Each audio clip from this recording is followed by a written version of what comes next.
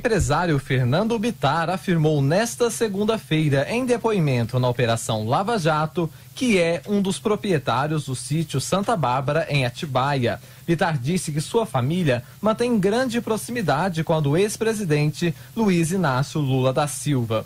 O empresário declarou à juíza federal Gabriela Hardt, que comanda provisoriamente as ações da Lava Jato, que o sítio foi colocado à disposição de Lula para acomodar parte do acervo presidencial e para o petista fazer uso do local. Fernando Bittar também teria autorizado o ex-presidente e a ex-primeira-dama Marisa Letícia a realizar reformas para adequação da propriedade. Questionado sobre as benfeitorias que foram feitas por grandes empreiteiras, Bittar declarou que pensava que o casal estava pagando pela reforma. Doutora, vou falar uma coisa para a senhora. Eu imaginei que eles estavam pagando. Na minha cabeça. O senhor presidente? Tia Marisa e o presidente Lula. Tá. Eles que estavam pagando. Então, na minha cabeça não tinha nada ilícito.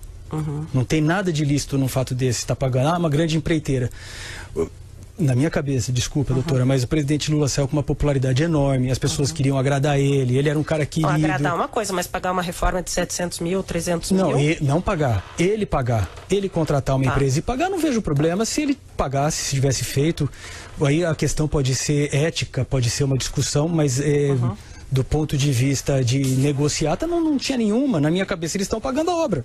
Contrataram uma grande. Eu não faria. Fernando Bittar também disse que as obras do sítio de Atibaia foram superdimensionadas, porque na realidade elas são simples e não envolvem valores vultosos. Outro depoimento foi o do ex-assessor especial de Lula, Rogério Pimentel, que era responsável pelo acervo presidencial. Pimentel afirmou que as questões de reformas no sítio eram conversadas com a ex-primeira-dama Marisa Letícia. Não, era sempre Dona Marisa, pelo fato de ser dura, tão direta, tão dura em relação a isso aí, ela era muito possessiva, a questão feminina dela, a parte dela, era muito possessiva em relação ao presidente. Ela não queria muito contato, porque inclusive quando a gente chegava muito perto, ela já falava assim: o que você quer aqui? Tá, vai, depois a gente conversa.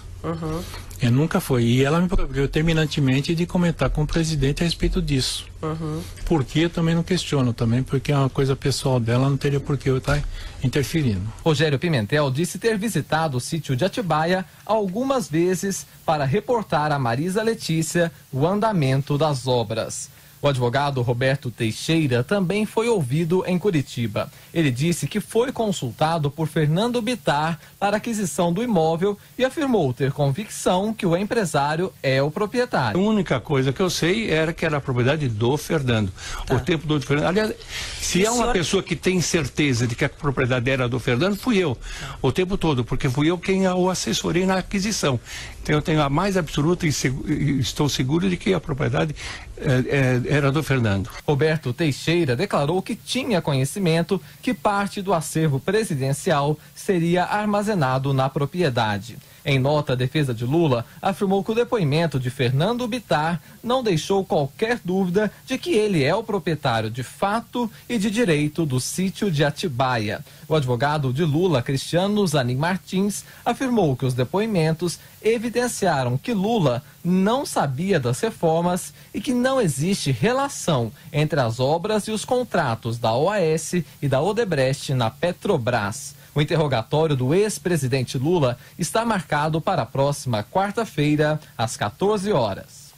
Professor Vila, eu gostei do Tia Marisa. O Tia Marisa foi ótimo, é incrível. Bem, as relações do Bittar filho vêm do Bittar pai, Jacó, que foi sempre um aliado incondicional do Lula, mesmo saindo do PT, né? Indo para o PSB na época da prefeitura de Campinas e tal. Mas o que interessa é que o Lula vai ser condenado. Isso pode registrar, ele vai ser condenado, o sítio é dele, usou dinheiro roubado, vai ser condenado por corrupção passiva, por lavagem de dinheiro, e não sei quais são as outras acusações, formação de quadrilha, será? Não sei, que pesa sobre ele, porque ele é quadrilheiro, ele é, né?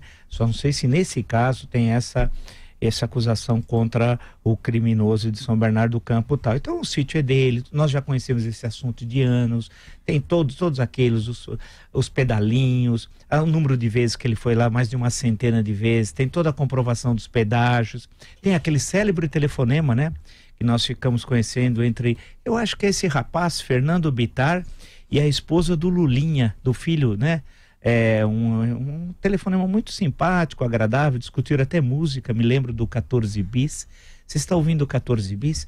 E por aí vai. Então, a coisa toda, todo mundo vai ser condenado. Esse pessoal de São Bernardo que aparece, se o país fosse sério, eles estariam num outro lugar, não estariam numa audiência. Então, todo mundo sabe, é corrupção, corrupção, corrupção, vai ser condenado. Aí vai para a segunda instância, né?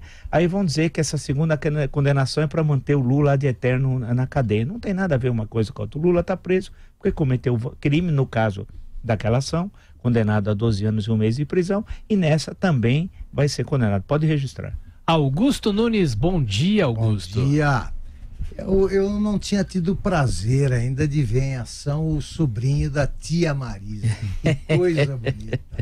Você vê o que é a relação de um sobrinho amoroso, né, com uma tia que gosta de fazer reformas e tal, e de graça. Né? Sim. Não tem problema. Ele achou que o tio e a tia estavam custeando as obras e tal. Eu fico comovido com um caso desses, porque bate qualquer recorde de cinismo uma audiência dessas que junta um mentiroso como esse Bittar com o mestre da mentira, da falácia, da tapeação, que é esse Roberto Teixeira, que não por acaso eu confundo sempre com o Ricardo Teixeira. Eu acabo falando do Ricardo da CBF, né? Da CBF, que é o seguinte: esse tinha que estar na cadeia há muito tempo pelo que fez nas transações que praticamente destruíram a aviação brasileira, mudaram todas as companhias. Ele era advogado de todos, decidia-se qual seria o desfecho do processo na sala do presidente da República, que era o Lula. Ele é o fundador da imobiliária Lula, foi ele o primeiro doador, né, de um apartamento, e tá aí esse cara dando depoimentos nos quais se baseiam os advogados do Lula para dizer que está provado que o Lula não é o proprietário do sítio de Atibaia. Tudo que eu queria era um sobrinho como o Bittar. Tudo que eu queria era isso.